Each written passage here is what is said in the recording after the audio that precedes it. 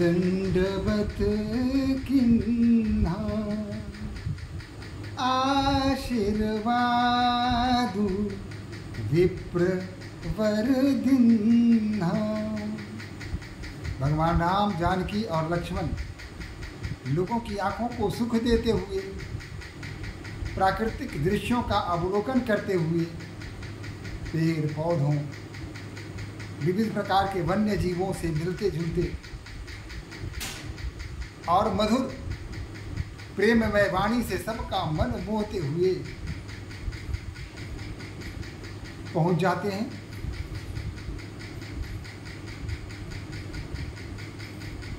वाल्मीकि ऋषि के आश्रम में। जब वाल्मीकि ऋषि को पता चलता है कि भगवान राम उनके आश्रम में पधारे हैं, तो उनकी प्रसन्नता का कोई ठिकाना नहीं रहता। उल्लसित हो उठते हैं और जिस कार्य में संलग्न होते हैं उस कार्य को वहीं छोड़ करके भागते हुए भगवान श्री राम के पास आते हैं। और जब भगवान श्री राम मुनि श्रेष्ठ को देखते हैं तो मुनि कह राम दंडवत किन्हा। मुनि श्रेष्ठ को देखते ही भगवान राम उनके सामने नतमस्तक हो जाते हैं, दंडवत करते हैं। आशीर्वाद विप्र वरदिन्हा। और फिर ऋषिवर ने उन्हें आशीर्वाद प्रदान किया। देखी राम छवि नयन जुड़ाने, करि सन्मानु आश्रम ही आने। भगवान राम को देखकर उनकी आँखों को शीतलता प्रदान हुई, मन पुलकित हो गया और उन्हें सादर आश्रम में लिवा लाए। मुनिवर अतिथि प्राण प्रिय पाए, कंद मूल फल मधुर मंगाए। जब मुनिवर ने भगवान श्री राम को देखा, उनकी आगवानी की, स्वागत करते हुए अत्यंत विनम्र वचनों से उनको संबोधित करते हुए आश्रम में लाए, कुशासन पर उन्हें बैठाया। भगवान राम, जानकी और भैया लक्ष्मण तीनों कुशासन पर आरूढ़ हो गए। और तब ऋषिवर ने उनके लिए कंदमूल और फल की व्यवस्था की। थके मादे तो थे, भूख भी लगी थी, अतः उनके समक्ष विभिन्न प्रकार के सुस्वादु फलों का जो चुन चुन के लाए थे उसे परोसा। और भगवान राम, भैया लक्ष्मण और माता जानकी तीनों ने फलों का सेवन किया, खाया, तृप्त हुए। वाल्मीकि मन आनंद भारी, मंगल मूर्ति नयन निहारी। भगवान राम ने सिर्फ राम ही नहीं, उनके साथ माता जानकी और उनके छोटे भाई लक्ष्मण को जब देखा तो देखते ही रह गए। शोभा कही न जात विधि के ही। भगवान राम, जानकी और भैया लक्ष्मण जो तीनों बैठे हुए थे, उनकी शोभा कहना, गोस्वामी तुलसीदास जी कहते हैं कि किसी भी प्रकार का वर्णन करना मेरे बस की बात नहीं है, शब्द छोटे पड़ गए हैं। निकाय इतनी बड़ी है, सौंदर्य इतना बड़ा है कि अभिव्यक्ति की क्षमता हम में कम है, हम इसको अभिव्यक्ति नहीं दे सकते। भगवान राम कहते हैं हाथ जोड़ के ऋषि के सामने, तुम त्रिकाल तरसी मुनिनाथा। हे मुनिनाथ, हे मुनियों में श्रेष्ठ वाल्मीकि मुनि, आप तो त्रिकालदर्शी हैं, तीनों काल को जानते हैं। आप भूत को जानते हैं, भविष्य को जानते हैं, वर्तमान को जानते हैं, त्रिकालदर्शी हैं। विश्व बदर जीवी तुम्हें हाथ है।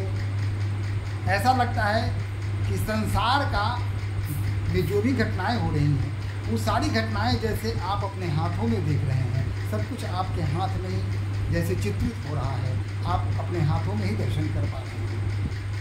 कब होगा, कब हुआ और क्या हो रहा है, यह सब आप प्रत्यक्ष देख रहे हैं। अस कही प्रभु सब कथा बखानी, जही जही भांति दिन बनु रानी। और इस प्रकार कर भगवान राम ने कैसे वन आगमन हुआ, कैसे माता कैकेयी ने 3 वर मांगे और किस प्रकार राजा दशरथ सुनते ही बेहाल हो गए, मूर्छित होकर भूमि पर गिर पड़े। रानी कैकेयी अपनी जिद पर अड़ी रही कि राम को 14 वर्ष के लिए वनवास भेजना ही पड़ेगा। कैसे अन्य माताएं दुखी हो गई, कैसे अयोध्या की प्रजा हाहाकार कर उठी, किस प्रकार भगवान राम के पीछे पीछे गंगा तट तक अयोध्या के निवासी उनके साथ आए और यह कहते हुए आए कि आप जहाँ भी जाएंगे हम आपके साथ रहेंगे, 14 वर्ष हम आपके साथ ही वन में गुजारेंगे, हम ऐसे नहीं जाएंगे वापस। और किस प्रकार चुपके से वहाँ राम, सीता और लक्ष्मण वहाँ से निकल गए। इन सारी घटनाओं का उल्लेख उनके साथ किया, कहा कि आप तो सब कुछ जानते हैं, फिर मैं आपके सामने स्पष्ट कर देना चाहता हूँ कि इस प्रकार मैं यहाँ आया हूँ। उन्होंने यह भी बताया कि उनके भाई जो भरत हैं, उनसे बड़ा सन्यासी कभी नहीं मिलेगा। अगर भाई हो तो भरत जैसा। उसे कितना दुख हुआ होगा इसकी कल्पना की जा सकती है।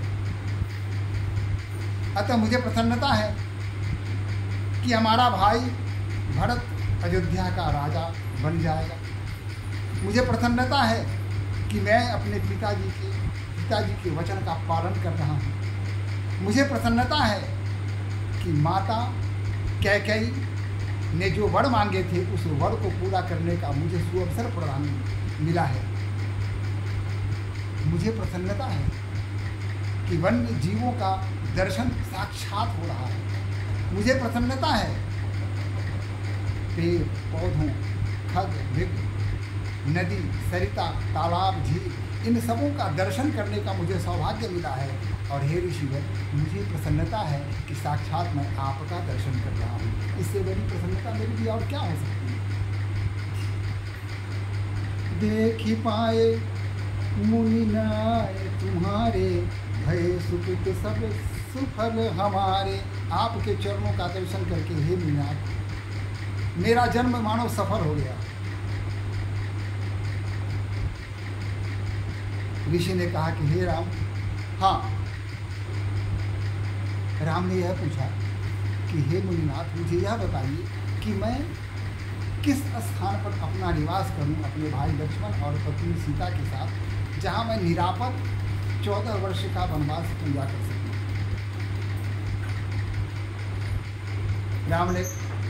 राम की इस बात को सुनकर मुनिनाथ गदगद हो गए। कहा कि आप यह बताइए कि आप कहाँ नहीं हैं। आप जहाँ नहीं हो मैं वहाँ का पता आपको दे दूँ। आप तो घट घट वासी हैं। आप कहाँ नहीं हो और मुझसे पूछते हो कि मैं आपको पता दूँ। जहाँ निरापद हो, आपको हर जगह व्याप्त है, परमानंद है। इसलिए यह तो बड़ा कठिन प्रश्न है आपने किया। यह पता करना मेरे बस की बात नहीं है। आप त्रिलोक स्वामी हैं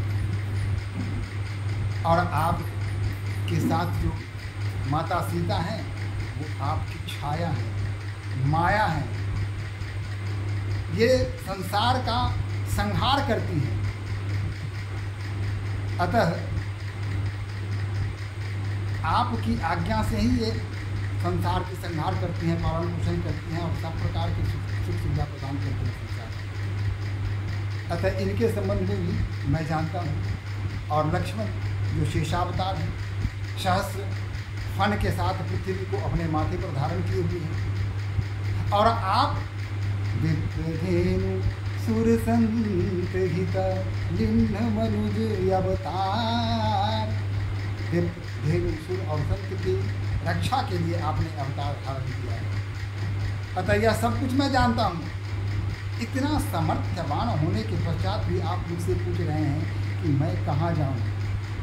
श्रुति सेतु पालक राम तुम, जगदीश माया जानती। सो सृजति जगु पालती, हरित रुख पाई कृपा निधान की। जो सहस शिशु अहिसु मही, धरु लखनु सहचाचर धरि।